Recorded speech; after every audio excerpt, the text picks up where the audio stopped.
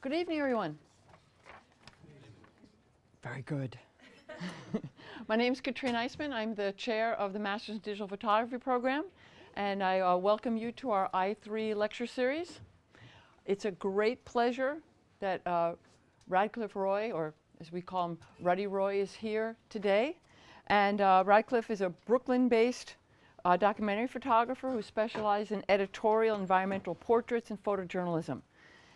He's a photographer with over 13 years of experience, and he's inspired by the raw and gritty lives of grassroots people, especially those of his homeland, Jamaica. Now, Ruddy has worked for the New York Times, Vogue, Jet, Ebony, Essence, and New York Newsday. Very interestingly, Ruddy has been instrumental in really pioneering how photojournalists are using Instagram. I prepped this bio this morning, and I said, and Ruddy has 83,000 Instagram followers. Wow. Well, he saw it, and he's like, it's really 91,000. I looked it up this morning. So who knows where it is now? All right? So what's beautiful about Ruddy's work, no matter if he's photographing the aftermath of Hurricane Sandy, or Fashion Week, or working in Kurdistan, the Congo, or Bedford-Stuyvesant, is his ability to connect with people. And I think that's really what you're going to see today with his portraits. And it's a great honor and a privilege to welcome Ruddy to SVA.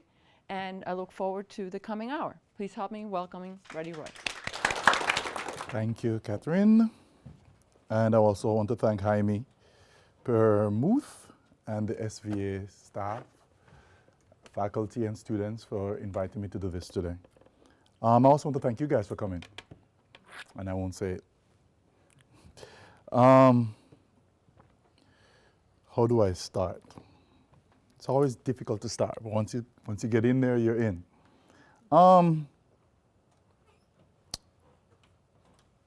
am I? I started off at about 7 or 8, listening to my mom tell me stories. Coming from an oral tradition, I was born in Jamaica. The carpet was where most of the stories were formed. Most of the images came out on a carpet. Most of the laughter happened on a carpet.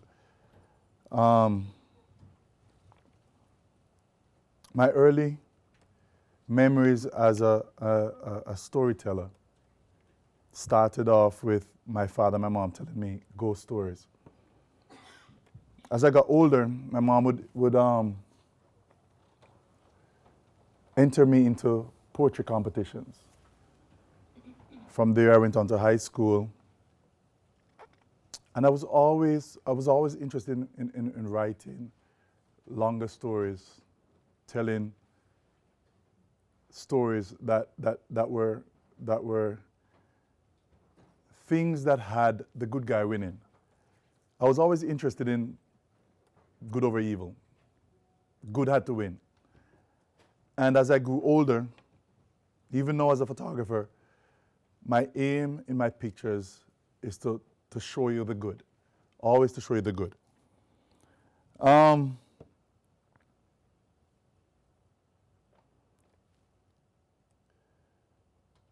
start with the invisible Ruddy. And you'll hear me go back and forth between Radcliffe and Ruddy according to how comfortable I feel. Ruddy is what my mom calls me. I was born very, very, very, very, very light-skinned. And I remember my grandmother, again, you're also going to hear me weave a lot of stories in and out. I would always go visit my grandmother, and she would say to me, "Boy, how are you so black?" And I'd look at my mother, because this is all I know. And she would hold her head down and she goes, "You were born looking more like her." And that's why she's always wondering why you got so black. And my grandmother was really, really light. And when I was born, they gave me the name Ruddy, which means red. And how she grew up, her entire neighborhood calling her Red or Reds. So Ruddy, the invisible Ruddy, started off as a writer, went to Goucher College as a writer, went back to Jamaica as a writer for the newspaper. when I was there, every story that I wrote was edited. I would write a story about a development that had a new housing scheme and a water treatment plant, and I would have this amazing story. It would come out on the hidden somewhere on the back page, 2 inches, and I would go to the editor and I'd be like, "What happened?" And go, the guys that you're writing about advertising the newspaper, you can't do that. So I say, okay, let me go photograph it. And that's how photography started for me. It was film, it couldn't be manipulated, and nobody could edit it. Nobody was thinking about digital and what would happen to digital photography, that they could just remove the buildings and remove the water treatment plant years later. But that's how I started. I started off telling the same stories that I would write with a camera. I moved to the States with the idea of becoming somebody like Ben Lowry. I wanted to be the traveling photographer. You've got too much hair. I wanted to be the aspiring war photographer. And I remember sitting down with a Magnum photographer, and he said to me, "You're wasting your time. Instead of doing all these stories, why don't you just take portraits? Do you know who Richard Avedon is?" And I was like, "Richard who?" And he goes, no, go sit with this guy and see how he resonates with you." And I remember I went home, Googled Richard Avedon, and I was immediately impacted by a portrait that could tell the same story that my 12 images could take. And I started to explore this idea that I would fill an entire frame with this one image. And at the time I was shooting large format, I was shooting a 4x5. And when Katrina happened, I decided to go down to Katrina to photograph what, according to Harry Belafonte, were forgotten people. And so the Sojourn is my first exploration of the portrait that tells the image. And so unless there's like a story within these pictures, I'm not going to pause, I'm just going to slowly go through. Like this woman, I remember when I photographed her, one of the things that I like to do is I love to talk after a picture. Like I love to sit down and have a conversation. And I remember when I asked her her age, and she told me 15. My next question was, how old is your child beside you? And she said 3 or 2. And in my mind, I'm thinking 12. Because if you calculate the 10 months. And the dude that was standing beside her, my next thought was statutory rape. And again, I'm gonna keep going back and forth because it's really, I have a nice little list here, but I'm not gonna follow it. Who I am as a photographer is, this room is a collection of energies for me. And I will key in on different people and different energies, and those will induce me to take a particular type of portrait, however I feel. And I can only photograph you according to my story, how I've lived. And so when I look at an image or I go to take a series, I usually find the stories that I want to photograph in my own stories. And so I remember growing up as a child being so afraid to have sex, merely because I did not want to disappoint my mom. The whole idea of bringing home a child would have killed the hard work that she was a single mom, but to me, she was a single mom. My dad did nothing. So for me, this woman walked 10 miles a day, every day. She would walk with her shoes in her bag, And we lived, so funny, we lived on a hill. And at the bottom of the hill, and we're talking about a hill easily 15 blocks from top to bottom. And then we would hear the bus coming down. And my mom would run from here to here in her flats. And by the time she reached about here, she would like take off the flats and put on her heels and run to catch a bus. So that woman is the woman that prevented me. I mean, I remember losing girlfriends because they were like, oh, so you don't want to have sex? I'm like, no, no, no, no. And I'd write a beautiful poem and I'll give it to her. And then the next week she'll be with somebody else. And that was my life until I was 20. Everything changed after 20. We don't have to go into details, but everything changed after 20. So meeting this woman, it made me go, where was her mom? Where was her reason? So I'm just, you know, as I meet upon an image, a story will come out. Her name was Blacker. And every time I stood up, I mean, whenever I was photographing her, people kept coming up to me going, why are you photographing her? I'm like, why? Because she's too black. And these were black people saying this. I mean, she lived in a project, and they were just like, and I kept saying to them, if she was in New York, she'd be working today. A part of my photography is always using words. Recently, like a week ago, I was reading this pamphlet that I brought from Brazil 18 years ago. And I'm talking to you. And it was a study on Heidegger and his relationship with silence. And Heidegger basically said that man was silence. And if you believe in the Bible said, in the beginning was the Word, and the Word was God, and the Word is God. Then he's saying the idea of speech and word is God. And the only way that man can know God is to speak. And so words are things that I've recently used on my Instagram feed. And if you know anything about photography, you'll hear people say that you're using the instrument of the devil. Lucifer, light. Photography is the devil's playground.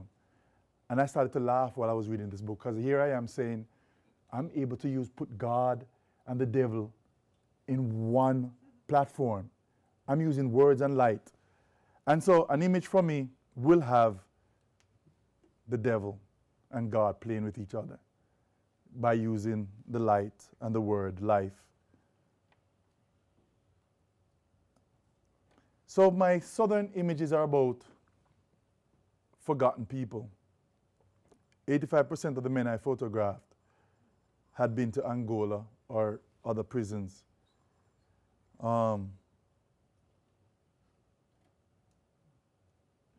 She had also been to prison. And this was the second year. Both years she was wearing an ankle bracelet. Interesting story. Met this guy in the streets of Alabama while I was photographing with a 4x5. And, you know, I had no fixer. I was down there by myself. And he walks over to me and he goes, what are you doing? And I said, I was photographing in Alabama. I was doing a story of forgotten people. And he goes, no, you're not doing the real story. I go, what you tell me I'm not doing the real story? He goes, no, come with me and I'll show you the real story. And I go, I'm not following no white dude in Alabama going nowhere for the real story. He goes, no, trust me, come with me. So if you know anything about a Jamaican, they always have machetes. So I pulled my machete from the back seat and I put it under my seat and I followed him. Because I was like, all right, he has a story for me, I'm going to make a story, if anything. He brought me to this woman who he said it was his mom. And I said, explain. And he goes, this is the woman who raised me. This is the woman who, as a child, was brought into his mother's house to be his mother's plaything. His words. She grew up in the home, and as she got older, she took care of his kids. Or took care of him first, and then took care of his kids. And I remember later on in the evening, we dropped her home, and I went to meet her kids. And they said to me, she's not our mom. Our mom is her oldest daughter. She's the one who raised us. She raised their kids.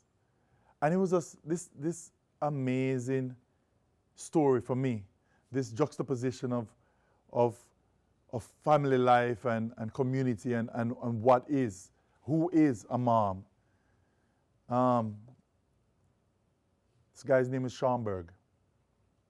I said to him, do you know that there's a museum in New York after your name? And he goes, really? And that's the only time I could have gotten this picture.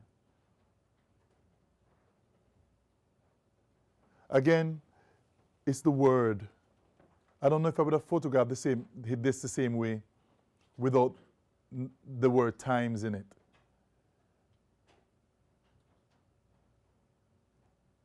One of my favorite picture from this series, Mr. Tucker, Mrs. Tucker. I ate at the Waffle House every night, and she would see me every evening, and every evening I would relate to her my story, the event of the day, and she would give me my waffles, extra crispy, with a cup of orange juice, and she knew by the third day, it was there. As soon as she saw the car, and as soon as I got seated, she was like, boom. And I remember the night before I left, she goes, can you photograph me tomorrow? You knew I was leaving. I said, of course. So I waited, and I slept in my car, and the next morning I drove up to her house, and she goes, I want you to photograph my husband and I, but he's very sick. And she went in, she got him. He came out, and I photographed, maybe, I was using Type 55 film. Very expensive, it was like $20 a sheet. And I did about 4, and I looked and I was like, nah, I don't have it. And he goes, what's the issue? And there was a clothesline that ran right behind the both of them, and I hated it. And he goes, tell me what the problem is. I said, it's this clothesline, and I showed him the Polaroid. And he turned around, and with one chop, he broke the line. And I shot 2 more frames. And I was like, yes, I'm good. He goes, hold on, can you photograph 1 more? And I'm thinking, 5 and 2, that's 7 times 20. This is adding up. He goes, all right, I'll shoot 1 more. And he picked that rose. And he said, I'm picking this rose because I don't know how many other Sundays I'm going to be able to offer my wife another rose. So I photographed this image, and it just killed the other 7 images, because I'm not going to use the other 7. This is the one with the rose. And as they were helping me pack, he goes, my wife and I decided to give you this rose. And I'm like, oh my God, now he wants me to like cry in this place. He goes, we're going to give you this rose because I don't know if there will ever be another Sunday that I see you, that I'll be able to give you this rose. And it's the only picture that made me cry. All my 24 hours back to New York, I kept thinking about this moment, and I was bawling. I don't know why. 2 months later, Mrs. Tucker called me to tell me that he died. And it was then, it was like everything just came down to this one picture. Because if you walked into his garden was beautifully manicured, beautifully kept. He had every fruit tree, every rose bush. The line that was there was so taut. It was there for a reason. And he was willing to give that up for this one picture, because he knew that he didn't have a lot more Sundays. And this image has become my favorite image. I shot 400 sheets of 4x5 film. And this is my favorite image from that series. This is the same woman with the baby. And it's weird that when I went into her house the year before, she would not move from that corner. She never moved. She laid in that corner. She laid on the bed. The boyfriend did all the baby movement, I was like, why isn't she moving? It was only a year later that I realized that she had that bracelet on. A lot of people are looking at me like, you didn't see the bracelet. How many people saw the bracelet? Okay, let me go back to the bracelet for those who didn't see it. Like it was a year later that I realized why she didn't move from that corner. And it made me think about, again, I'm digressing. I have a friend who asked me one day, I won't call any names, if I am satisfied being known as a black photographer, or am I satisfied being known as an Instagram photographer? And it took me days to think about it because I knew what he was asking me. And he was asking me to think about how I define myself, and to think about also how everybody else might define me. And is it good for my career? Are you comfortable? Because once you make that decision, you'll be seen as that person. And I remember waking up one day and going, I have to be a black photographer. I can't be anything else. Jeez. And so, I mean, I say that to say, I take care in how the black image is portrayed. I'm going to be showing you a fleet of black images. Not because black images are the only thing I photograph. I live in Bed-Stuy. I'm from Jamaica. See a pattern? I went to Iraq. I didn't find one black person there. I shot 4,000 digital images. Not one black person. I didn't even do a selfie. So, but I have known that over the years, and if anybody get a chance to look at this documentary, Through a Lens Darkly, the idea that the black image has been scrutinized, criticized, thrown into spaces where only prostitutes, ex-cons, all these places where the only thing that can come from these images are negative connotations. I hope that through my images, I am hoping to give another light. And this is why my captions are this long on Instagram. The point is, my stories should allow you to see just a man, and that's it. What is his story should be your next question. Not just the color of his skin, or it's why am I showing you this farmer? 19, was it, when was Gilbert? Hurricane Gilbert swept through Jamaica. The railroad was closed. 10 years later, there's another hurricane.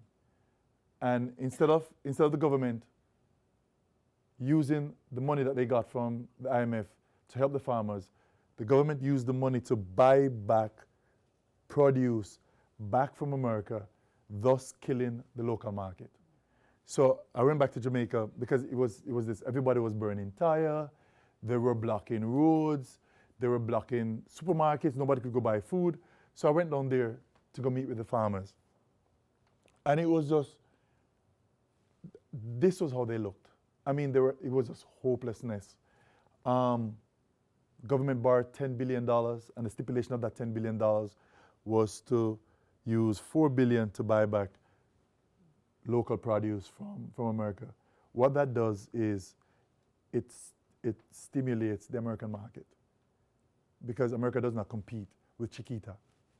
What America does is it uses the IMF to lend money, and a stipulation of that money goes back to paying American farmers.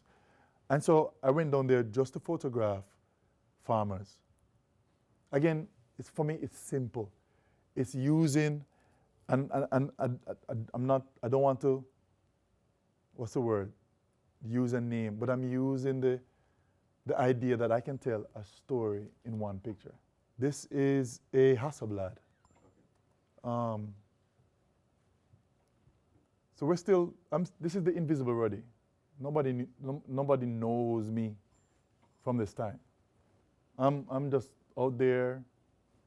The Lucifer said to me, do your 40 days. We're in Lent, right? I'm working with the Spirit. I'm out there doing my 40 days in the desert, temptations. I remember one day asking my wife, if somebody asked me to drop this thing over there, you know, I mean, I'm not going to look in the bag. I'm just going to walk across the street and I'll get $50,000. Should I do it? And she said, well, just understand that one of the choices of that is I'm going to be like this and you're going to be on the other side going. And so I said to her, I prefer doing this. And so, again, I'll continue. I'm in the desert here. Nobody knows me. But I'm in Jamaica photographing these farmers because I thought that their story had to be told.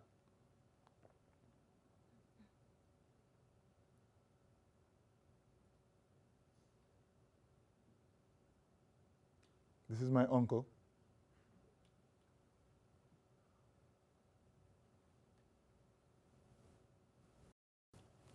I've spent so many summers running all over where you're looking at.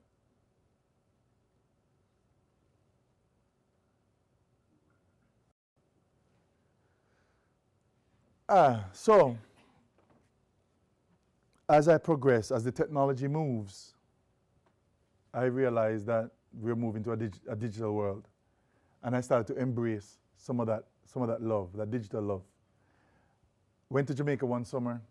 A friend of mine, Russell, we're sitting on the beach, and we heard some guys say, you know, can't really stand those folks over by Nigger Beach. And I go, what's Nigger Beach? Dar, what's Nigger Beach? Have you been to Nigger Beach? No. And so Russell jumped up, and I go, Russell, no, these guys' father have guns. We can't do anything here. But the one thing I could do was to go to Nigger Beach and photograph niggers. In Montego Bay. So you've been to Nigger Beach. There you go, my brother.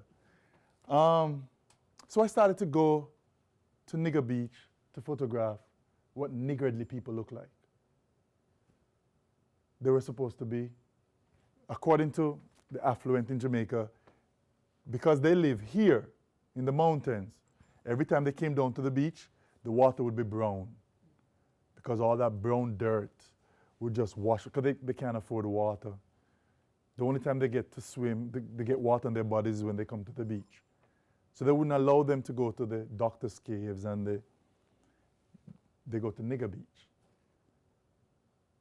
So I've been photographing Nigger Beach for the past 4 years. I've not gone back to the affluent beaches.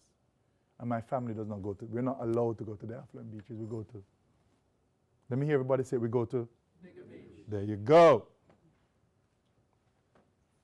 I don't see no brown water yet. You tell me if you see brown water anywhere. And this is digital. They look ruddy. They look ruddy to me. They look ruddy? They look red. Oh. People red.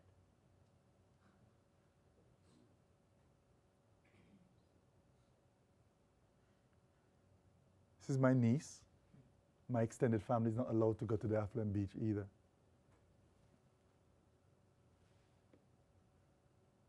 This woman saw my flash going off 20 blocks away and walked. It's actually a circle. We call it a half circle. Walked the half circle to come around. And so I asked her, why are you here? I mean, over here is, the ground is nice. Over there is really rocky. She goes, I want to be photographed. I was like, Alhamdulillah. It's my wife and my second son.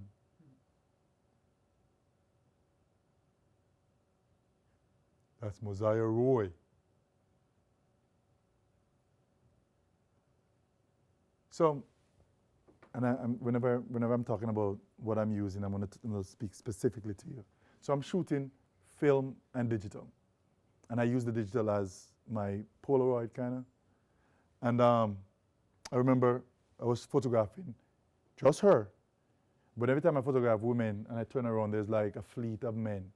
Because they think it's a photo shoot. They think all of a sudden I'm going to get to the nude section of the shoot, which never happens. So I'm photographing and I run out of film. And the digital's around my neck, and I bend down to take up the film, and he takes this opportunity to go talk to my model. And I just immediately went, cloop. I have not used anything since. This is the image. All the other stuff that she was giving me, all those this is it.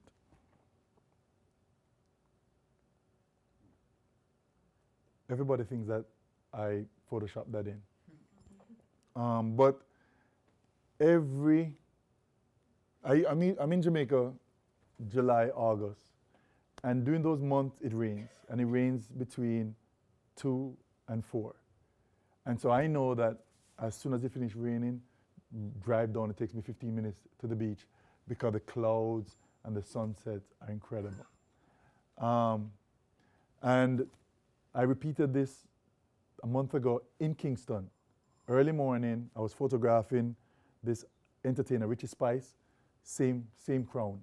And he said, he's a Rastafarian, same crown. I just waited until that happened.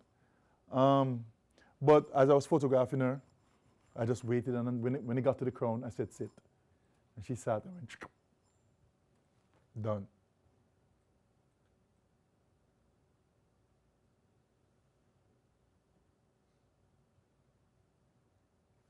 I really like the way the flare mimicked her little highlight. But these are still let me hear you. These are still my niggers. No. You know, these are the people that the affluent look down upon. And I say that to say this. I am one of those niggers. I did not grow up where they grew up. Fortunately, whether the fact that I talk a lot, they used to come pick me up on the weekends. You know, and there were times when the barrel would come and they would say, Ruddy, here's a Puma. Or Ruddy, here's who remember Edwin jeans? Everybody you should remember Edwin jeans. Jordache. Yeah. Everybody remember Jordache? You know, they'd squeeze me a little Jordache or squeeze me a, what's that alligator? Woo! Imagine, and that would, you'd be surprised the thing that would elevate you in a crowd. You know, I would go to a club, and because I'm wearing a Lacoste or an Edwin jeans or a Puma, I'm no longer I'm now a part of that crowd. So it's beautiful. I used to do the back and forth. I lived in Farm Heights. My friends lived in Iron Shore. Iron Shore sat beside the sea. I was on the hill looking, you know, we niggas live up top, you know? And it's these stories that I want to like throw out there to say, I'm an example of one of these faces that you can't tell if I'm from Iron Shore. And this is why this story resonates so much with me. This was shot with flashlight.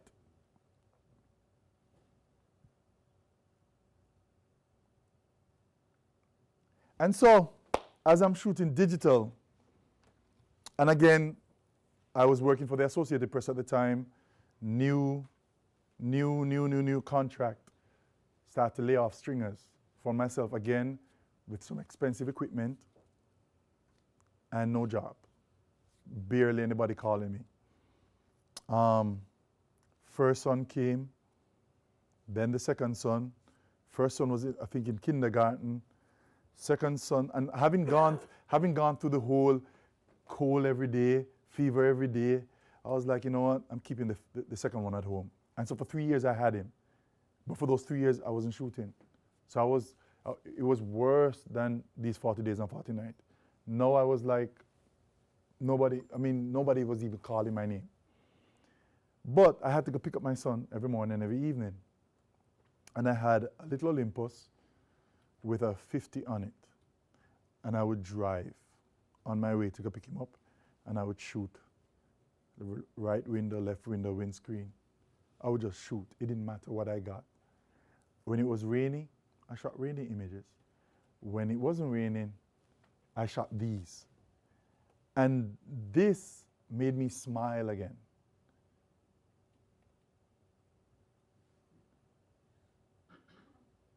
Again, these are all drive-bys.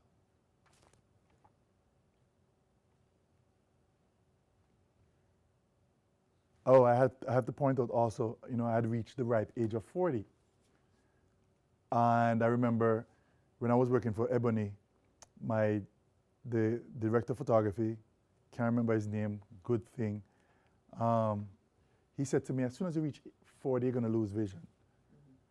And I was like, okay, whatever. December 12th, right on the dot. I think, because I'm not sure. All I know is I had a job after, the week after, I was shooting 4x5, and I was looking at the ground glass going. So what I did just to get through the job, I would go out of focus and slowly bring it back in to where I think it's focused, or make sure that I had like an FA to hold anything, and I shot the entire job like that. Ran to the doctor. Ophthalmologist said, "Oh, you look healthy, Mr. Roy, but hold on. How do you?" I'm like, "Oh God, I can't see." She goes, "Let me write you a prescription." So I've been wearing glasses since. But before I got to there, this was the experience, and this is what I wanted to capture in the work. That when I put the glasses on, I couldn't see far, and when I took the glasses off, I couldn't see near. So it was always in this space of like pseudo blindness, and so I went around capturing these.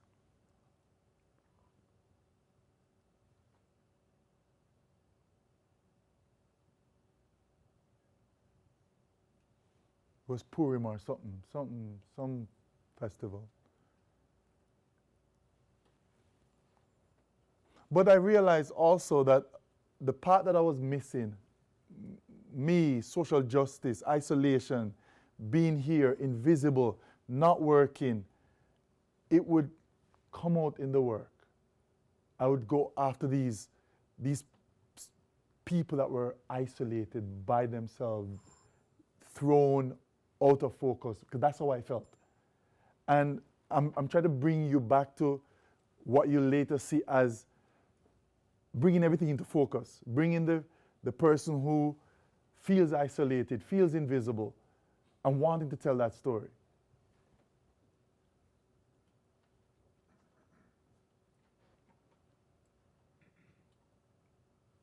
There's a guy on a bicycle, I swear to you.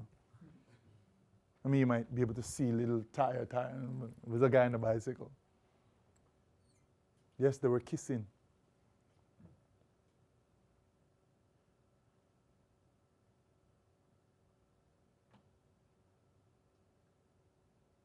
But again, at this space, I didn't know if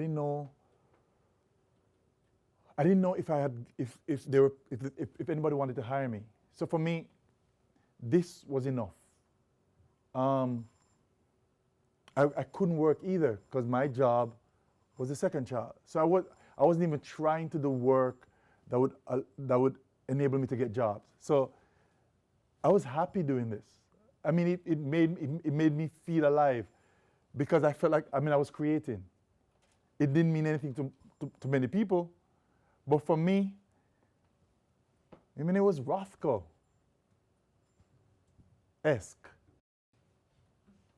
Pseudo-ish.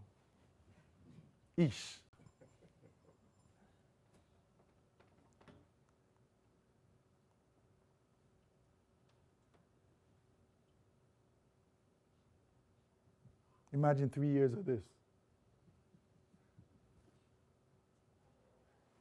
So, I'm going to point at this one as it resonated. I remember going back and looking at this image going, there's something about this image. That it is on a mural. I shot a mural, drive-by. And the fact that we're still dealing with these images.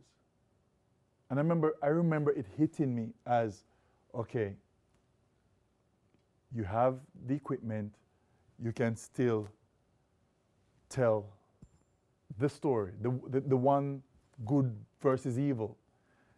And in edit, I'm putting this here because it leads to the next image. This image was significant in the fact that it pulled me away from these blurry, can I use the word shit? I got rid of the blurry shit after this image. I remember photographing this. I went home and I said, why didn't I photograph this guy so I could see his face?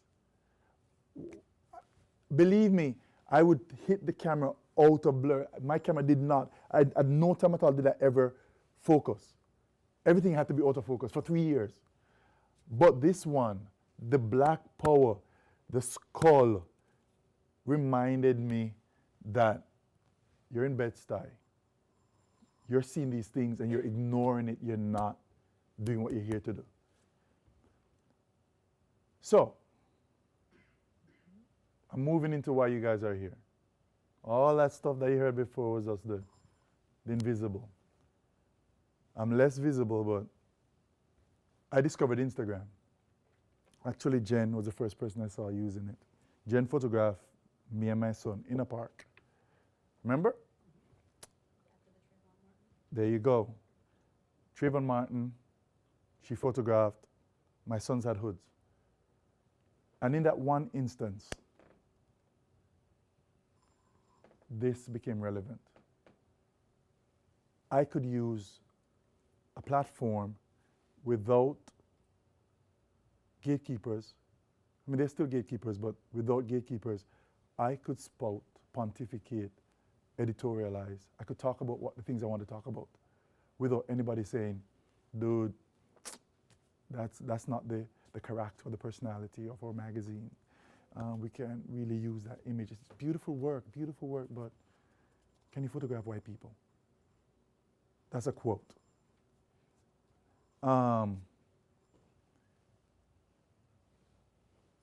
So I started to photograph Bed-Stuy. My son, second one, was now in school, which allowed me 9 o'clock to 2 o'clock every day to photograph. So I would drive around, and instead of blurry, out of focus images, I came out of the car and I would walk, iPhone in hand, and I would just photograph. And I would talk. And I would ask questions. And I would look for symmetry.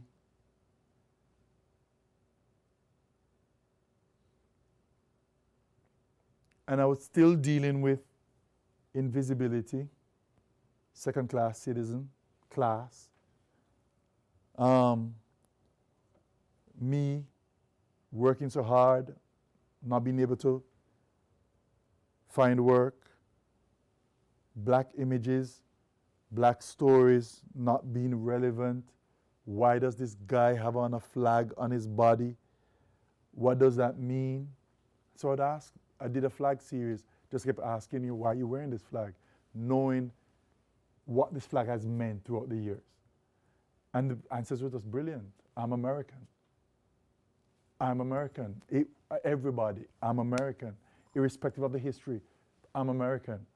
And, you know, that answer kept pushing me to making who I would consider to be invisible more visible. I don't need to sell prints. It's more important for me to tell these stories. And so I'd stop by a guy who was coming from a soup kitchen, and I would say, you know, why do you need to go to a soup kitchen? And he'd be like, you know, I've been unemployed for 5 years. You know, I have 3 kids. They're still in school. This food is going to tide us over for the next 3 days until I can go to another soup kitchen. But they became our stories. I spent some time in Atlantic City. I don't know how many people have gone to Atlantic City. But I remember going outside and standing beside this guy. He's a veteran. He was one of the most beautiful spirits.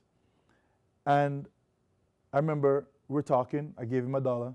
And I looked on his can and I saw like maybe $7 or $8. And I said, how long have you been here? He's like, 4 hours. I go, $7 in 4 hours. This is not working for you, bro. He goes, you wouldn't even know the half of it. So I sat there. Actually, I stood beside him for another hour and a half. And I counted people with him.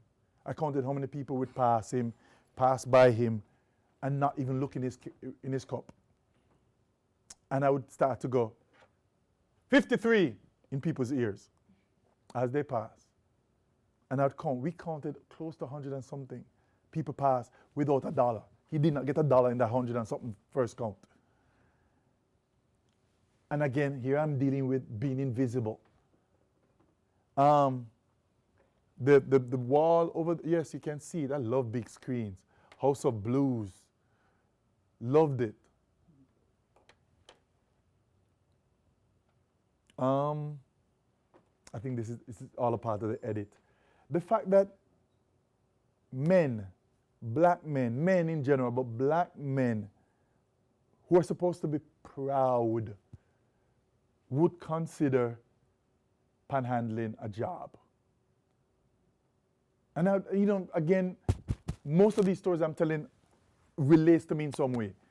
In the sense that I could never beg in Jamaica. First of all, for the first 15 years of my life, I thought my name was Mrs. Roy's son. Because that's how people addressed me. Oh, isn't that Mrs. Roy's son? Yeah. So much so I thought my name was Mrs. Roy's son. Hi, Mrs. Roy's son, hi. So imagine me begging.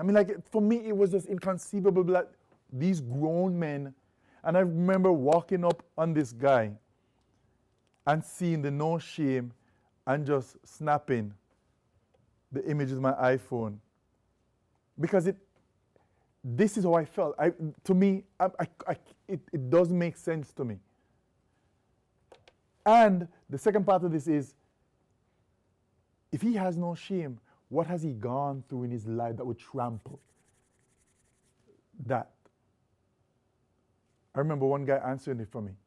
He said, you go 3 days without food and see where that shame takes you.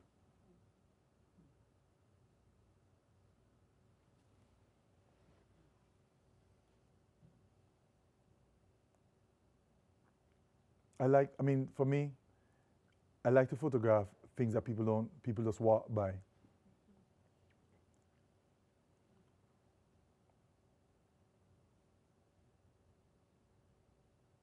I did a lot of can collectors.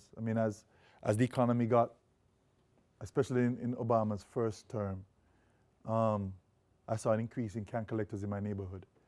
It started off with just the guys at the shelter. Come 6:30 or 7, you'd see this wave of guys would come into your neighborhood and they would get their cans. And then all of a sudden, I saw all these different nationalities. In plenty, rivaling the shelter dudes. Shelter dudes would be like, this is my spot. Like, no, I saw a woman in a Volvo, and you come from Jamaica. Volvos were the prestige cars back in my days. She pulled up in a Volvo, came out and loaded up her Volvo cans, and I was just like, this is serious.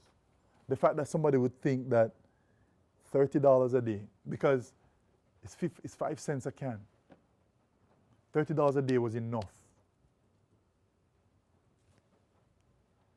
to put them on the street.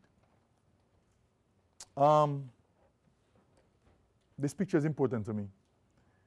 Important in the sense that my father was an alcoholic for all my life. And it plays a big part in my life because he's no longer here because of the alcohol. And so, driving by, again, put it in the frame. I'm coming back from dropping off my boy at school. So this is about 8:30, 9 o'clock. And this dude is drunk enough to be leaning up against the door at 9 o'clock in the morning. I remember my mom telling me stories about going to church. And she stumbled on this dude in a gutter. church. I don't know if you know anything about Third World and church. They're going to go see God. Church dress, church hat. Sunday best, Omar. And the person she kicked over was my dad. And she says the only reason that made her go back was, she's like, I bought that pants. I bought the same pants for my husband. And all she did was to turn around and go back in the taxi and come back home. She couldn't go to church because that was her husband. That was the alcohol. And so for me, again, I struggle with the idea of where to put that. Where does that story fit in who I am as a person, raising two boys? How susceptible I am to the way my father chose to leave this earth because of the alcohol. And I photograph these little these little things to remind me of my path, the path that's there. And that's why it's there. I love this image because it that morning, this was actually at the Dirty Herc. It was a morning I was watching some kids disrespecting somebody on the street. And this guy turned around and he was just like, these kids nowadays, he's from Trinidad. And as soon as he said that, I photographed it.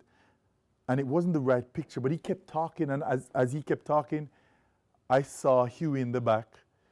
I think that's the Journey Truth also on the wall. Shirley Chisholm and Bob. And all these things are things that the community put up as standards and staples and things that should remind us of how we should behave. And yet, the kids, he was basically saying the kids nowadays have no idea of what their history is.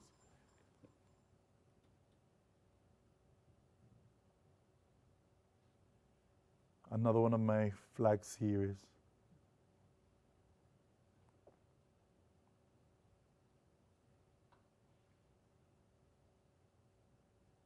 He was on his way home. Fell off a stairs actually, hurt his back. And for me, somebody asked me, why do I take these images? And I'm gonna answer it this way. I was in a subway. I was in a train once coming home. And I know a lot of us have gone into these trains, and when you go into the train, you're surprised that there's this empty section. And so you rush into this train, and as soon as you get into the train, in like a second and a half, you see 50 people on one end of the train, and this section empty. And you're like, and then another few seconds you go. And I remember turning around then and photographing that image. And I remember photographing this image, and a woman said to me, why are you taking this picture? I said, you were the first person to open your mouth since I've been in this train. If I didn't photograph this person, you'd never open your mouth. The second time I did this, it was quite recently. NBC had asked me to do a story on the homeless called In Plain Sight. And I walked into the train, same thing. But this time, instead of photographing it, I made a big stink of walking from the crowded section all the way over to where the person was, and I gave him $1. And I turned back and I looked at everybody like, it's as simple as that. He wasn't asking, but I'm sure $1 could help him buy something, buy soap, something. And it's the reason I take these images. First of all, I want you to look at the image. Sesame Street has helped us, has numbed us into thinking that homelessness is Oscar. It's okay. I want you to look at these people, and I want you to see a man or a woman, and I want you to notice them.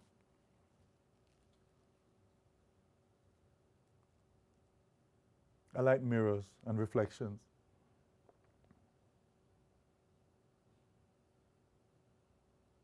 My Can Collector series.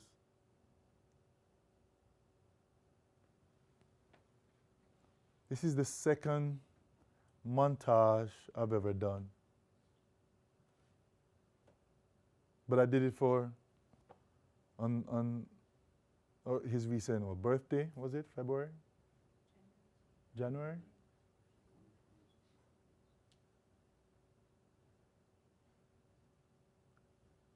Sometimes, I mean, if I tell people a lot of times that images come to me, nobody would believe. But this is my car, that's the front of my car, and she walks along the side, and I see her, and she's tentatively walking in the snow.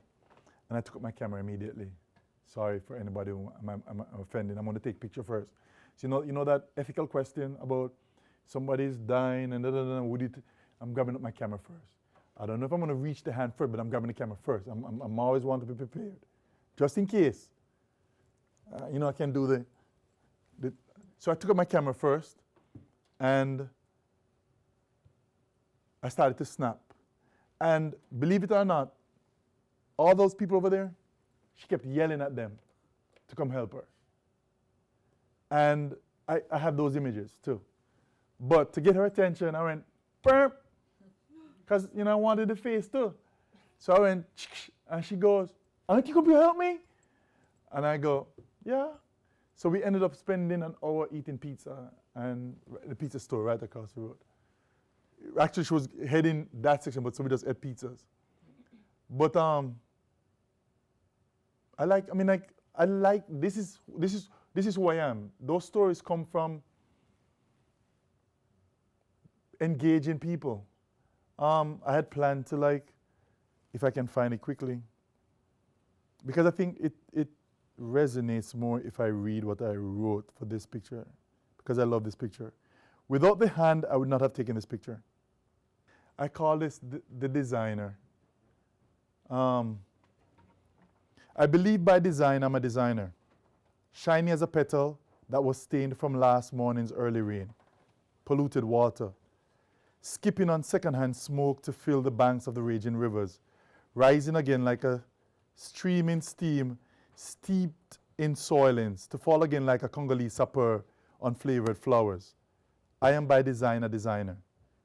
Grounded as any root, pushing past dirt and the contaminated loot, we pretend to be fodder. We call it organic. Stringing and slinging profane pharmaceuticals into the earth to fertilize our minds. I am by design a designer, made by man, reaching to be higher, but being developed by our local sponsor. Acting like we are better than the four-legged creatures we carry in our DNA, like that man, Adam, or was it Noah? Watching the world from our hand as we click away blindly with our index finger, our gaze firmly pointed at the other. I am by design a designer. Again, it's just using what's there. And there's no way I would have shot this. I don't think I would have shot this image, or this image would have impacted me the same way without the words. So stories for me come from my environment. I see an image, and I see what else is there that would make the image, that would make a greater impact. And I also believe that we are the ones who created this. We are the designers. So where do we go from here?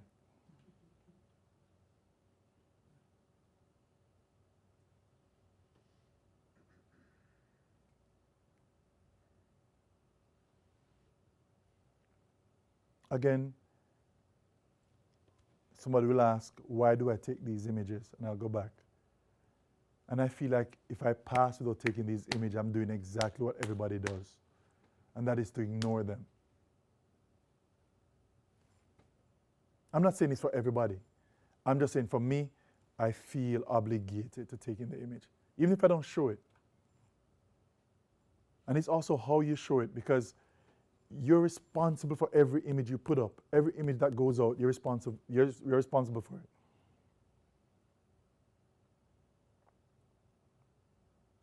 I don't know why they stopped putting up these bus stops, but I love them.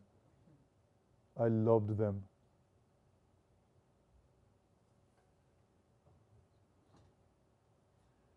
Our neighborhoods are changing.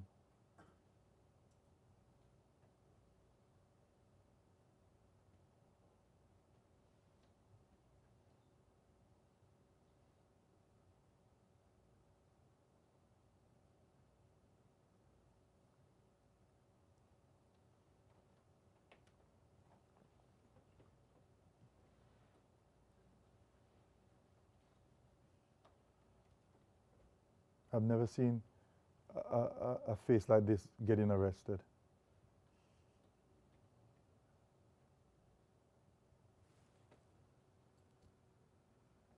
Again, the word, the disaster is what made this image.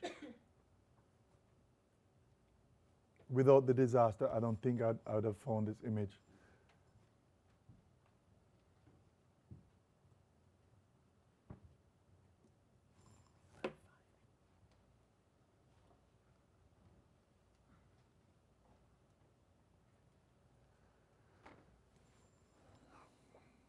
And it's not the black man, it's just the black. So Instagram, I mean, I play a lot with filters. I like tintype. I don't manipulate. When I say manipulate, I mean the only thing I do with my film work is hues, shadows, highlights. But digital with digital I want to push colors, I want to use the format to make a statement. Like this image before, I used ogle. This image before would have had maybe everything in focus. But with the tintype, the flag becomes poignant. And so I also use the platform as a voice. It also has its own voice. 5 years ago, this guy and I used to argue every other day. 5 years later, I see him on the block. I've moved on the block. I saw him the other day. He had one eye. And the first thing I said in my mind was, I know somebody hit that eye out. Because he was just cantankerous. He would fight everybody. But he gave me this beautiful picture. And for that, I'm grateful. I was going to kiss him too, but I thought that would be too much.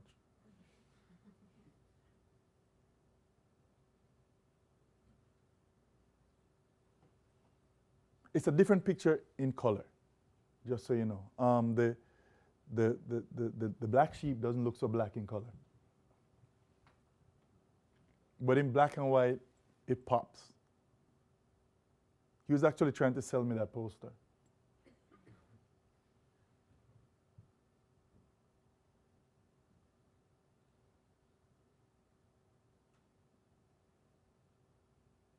And another one. How much is this pose?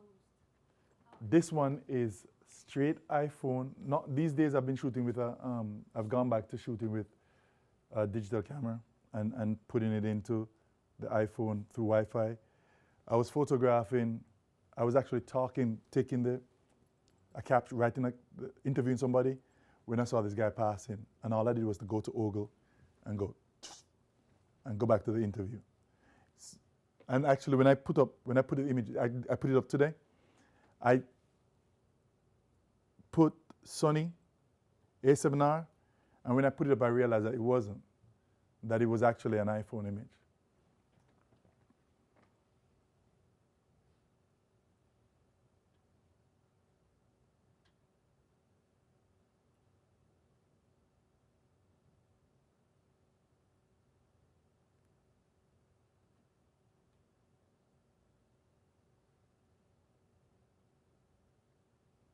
On that cart is about $27. And we're talking about 5 hours. But that buys deodorant, it buys meal, lunchtime and dinner, and he does it the next day again.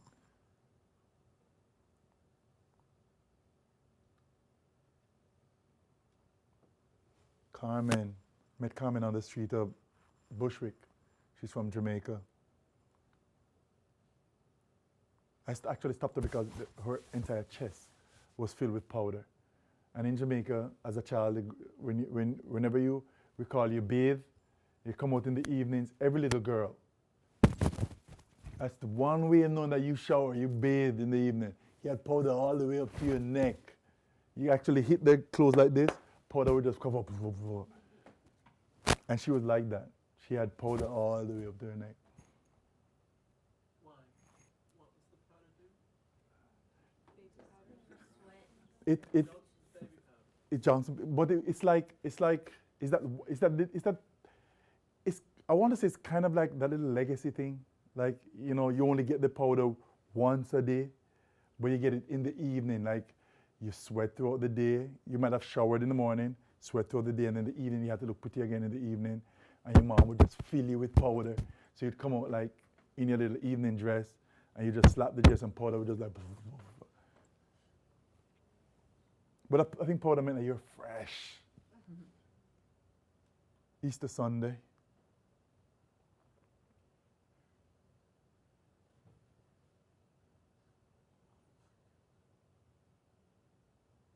Spent a week with he and his girlfriend and this kid on the streets of New York.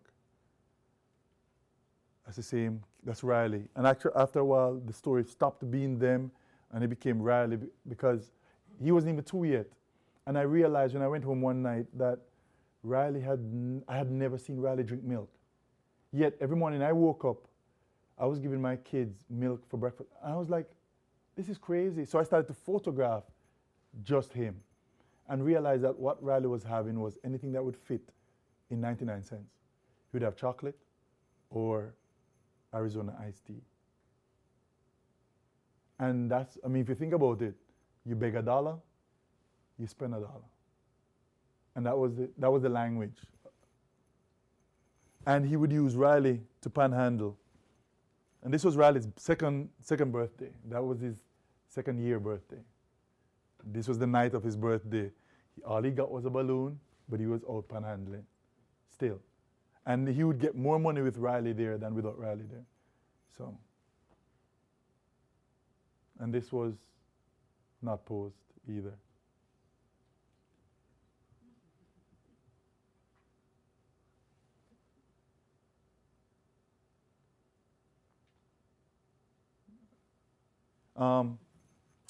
Quick story. New York portfolio review. Harper Bazaar, what's her name? Ben, what's her name? She sat down, looked at this image, first words out of her mouth, Mary Magdalene.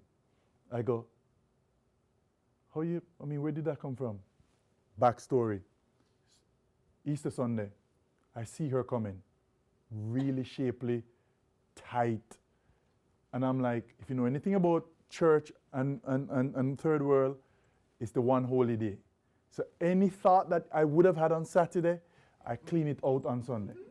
So I see her coming, and I become Muslim, eye down, look away, no, I refuse to look.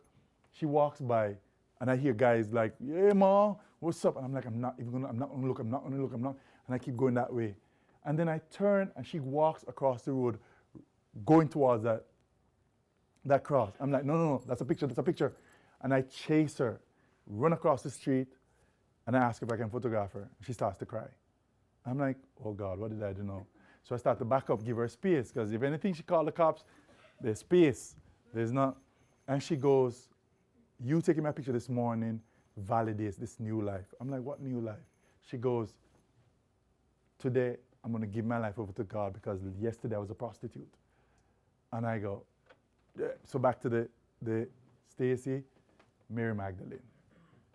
Didn't say a word, she just said Mary Magdalene.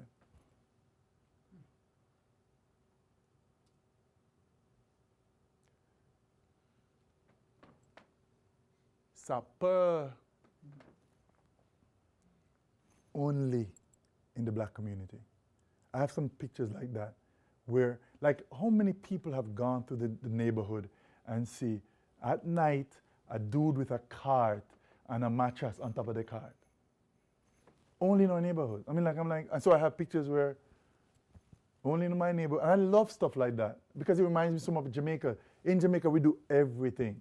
We don't call the guy to come, no, let's go buy some pipes. We're fixing this pipe ourselves. 2 months later, we still have to call the dude to come fix the pipe because we got no pipe.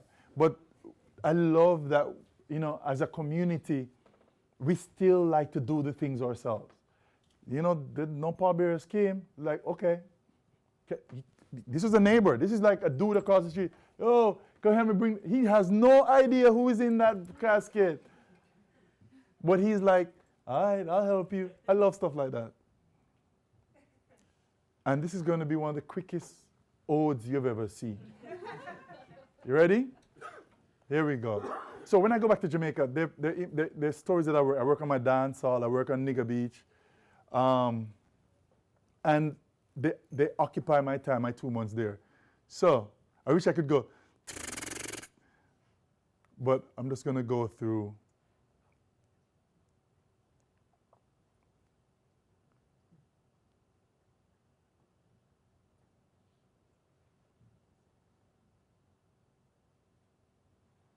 Again, people said that she was too ugly to be photographed. This is a mixture of Hasselblad and No, this is all iPhone. I saw the little thing in the hospital. Yeah. They'll give you a little indentation. Where is it again? There it is. They'll give you a little. This guy was chasing women at Nigger Beach. Yes, he was like, they were like, so I called him out of the water and photographed him.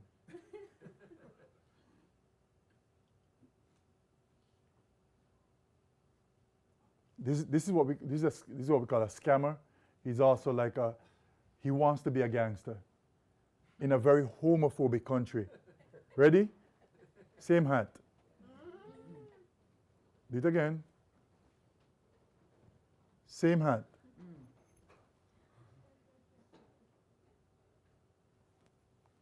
So these stories, these 1, 2, 3, 4. There, it's right here. It's in this country it's called Botanica. In Jamaica we say voodoo, obia. They all come to my best friend to get stuff. Now my best friend didn't go to college. So when she's blind actually, and she comes and she says, you know, do you have Mister, do you have anything for I'm losing vision, you know? And he goes and he tells her, and believe me, when I say I love this dude, but I'm sometimes sitting here and I look at him and I go, how the hell can he tell these people can I say shit again? Mm-hmm. He tells these people, like this, I'm going to give you oil of open your eyelids. You need to buy that one. And then you need some I, John the Conqueror. You need that one. And, you might need some wax of this. And so all these, I started to do a series. Just all these people that would come there for different ailments. The child just stopped growing. Unchi, I've put Unchi up on Instagram so many times. Unchi is one of the first faces I see in Jamaica. Unchi died last year. So this is kind of a little homage, R.I.P. He just fell down.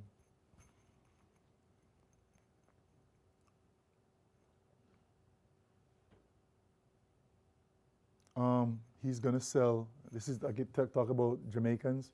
He's going to sell gospel CDs. He's going to sell mangoes. And if he can't catch you anywhere there, you're going to get some dresses. Something is selling.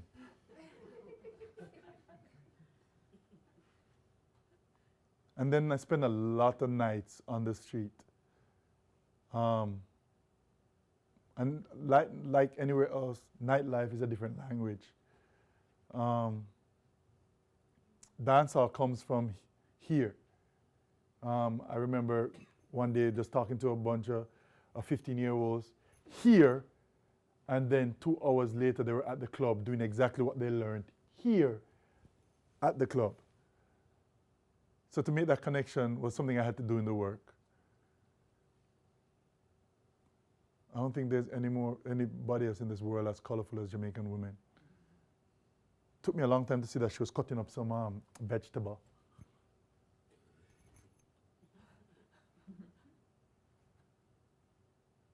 And the Japanese are coming for the dance hall.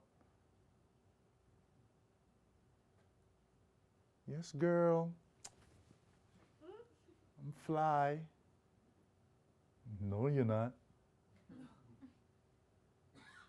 This girl is from Spain. And after the dance hall, we go find fruits. But actually, I took his fruits because he wasn't ready to sell me. He was sleeping. I left the money though. And even in Jamaica, there's this love for the flag. It's my uncle again. So, you know, we had some serious talk about this flag.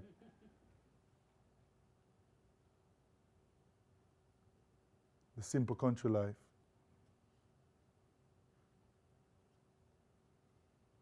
Tomorrow's fishermen.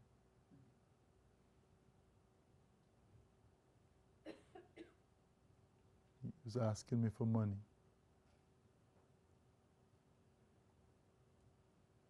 I grew up with this guy. Spent 8 years in a Cuban jail. But the one thing I love about Glenn was he was a part of a brother of, he had 4 brothers.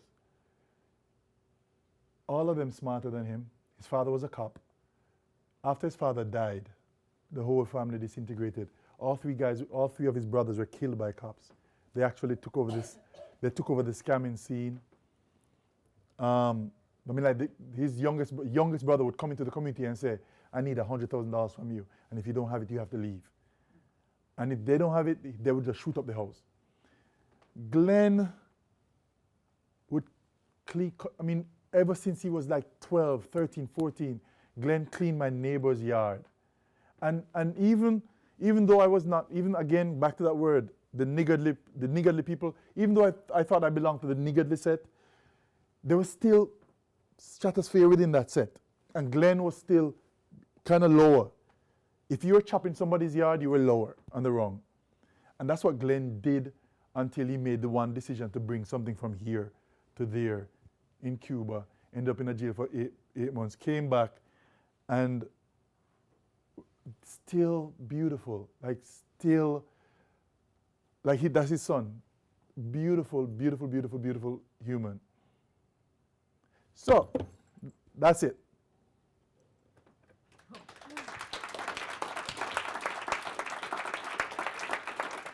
There's a lot of stories to think about. Thank you.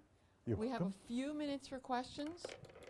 Does anybody, and I ask you to speak in this microphone, which does not project, but it's for the video. Does anybody have any questions?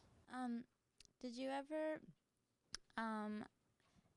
sense a different effect from when you do the black and white and the color, and especially because you do like to depict black people and for more identity? Do you ever in post looking back and everything, like, do you ever sense just that a black and white might tell a more powerful story this way for my people, and that a color picture won't be able to tell for you? Thank you for the question, Prue. I mean, it's so funny. I usually make that decision before I photograph. For dancehall, I want it garish, gaudy, because dancehall is colorful. And so no matter what I do, I keep it color. For images that I know the colors will clash, I'll shoot it black and white. And I usually can see and tell before post that I want that image to be black and white or I want that image to be color. Yes, sir. Would you say that it was a quantum leap or a step-by-step that took you from doing things that weren't moving you to things that were moving you, things that you wanted to do? I think there was a spiritual development, different from a technical development. I'm always on my computer reading about who's next, what's next, which camera is next. But I think Ruddy, 15 years ago, fresh off the boat, coming to this country, wanting the light, shooting this stuff, would have been a lot more arrogant, would have been more about how can I shine, shooting good images. I think now, I haven't dropped an F-bomb yet, have I? I think now I'm comfortable allowing the image to go without me. I'll give you an example. Studio Museum, a fellow Jamaican came there and was showing her work. And somebody stood up in the audience and said, how do these dancehall images measure up to what Radcliffe is doing in Jamaica? And for another 20 minutes, the entire conversation was about Radcliffe dancehall images and her dancehall images. And nobody invited me, nobody said. And for me, what that did was to say, the work is speaking, not me. And that's what I'm hoping that me at 44 I'll continue to stay where I'm comfortable with the work doing what it's supposed to be doing, instead of me saying, oh shit, I'm a baller now, kind of deal. Your images are incredibly powerful, as are your words. And hearing you tonight tell the stories, you give the images and your short little text even more depth. But there's danger in some of the images you take if there isn't the right context. And so I'm wondering, who, in your opinion, has the responsibility of interpreting the images and the words that you give? Me. It's always on me. Which is why my Instagram, what's the word? Text are so long. I do not want to leave these images up to interpretation. I want you to know who that person is. I want you to know why I photographed them. And that's why I take the time. I mean, images should go up for me according to algorithm, in my own algorithm, 9 o'clock, 3 o'clock, if you want to get people when they're having their breakfast, or at 3 o'clock when they're coming from work, you get the most likes. But I prefer to take that extra hour writing a caption. Because our image has been used for too long in situations that do not put them in an enlightening space. So, I'd like to know yes, sir. how the obscure Ruddy has changed now that some light has been shone on you. Whether that's changed either you, the man, and by extension, you, the work, is your approach to taking pictures now that you have 91,000 Instagram followers looking at those pictures every day. Different. How has that changed you and the work? I think And do you feel that you're in the light? Are you no longer obscure? Here's the thing. Here's the thing. At no time at all am I ever out of the light.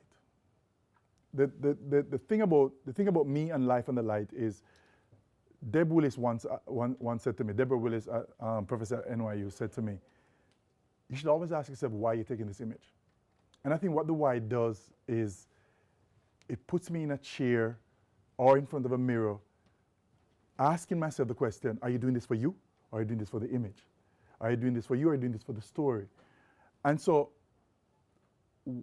if I am able to, with that question, shove the light over towards the image, then I'm doing what I'm supposed to be doing. But I'm always cognizant that even when the light goes back to the image is set against a white background, which softens the light back over to me. So it's this constant push,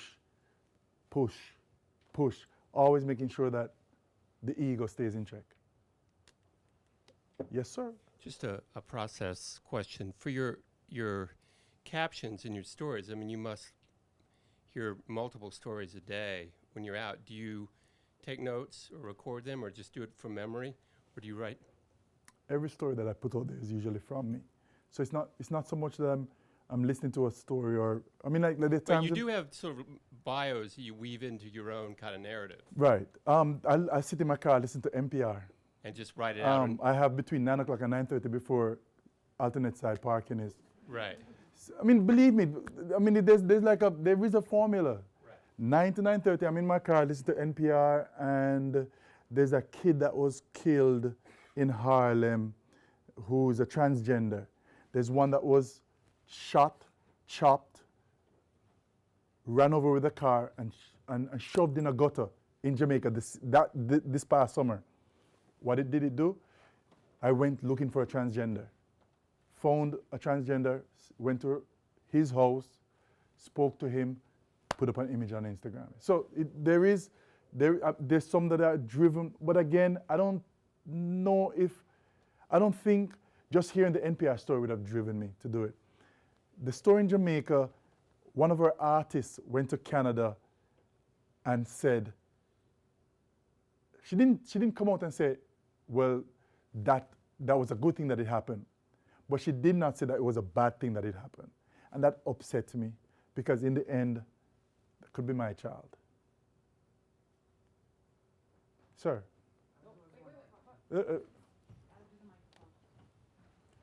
Like, looking through your feed, I always wonder how instant is what you're doing. Are you picking stuff from days ago, or is it what you're going through that day? 100, in a 100%, 0 to 10, 95% of the stuff shot every day.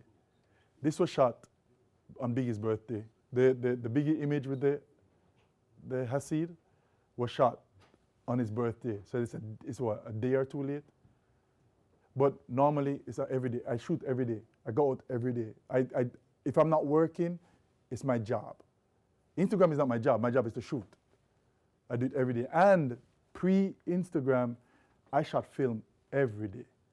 I don't know if there's nobody in this room that used to see me at Union Square.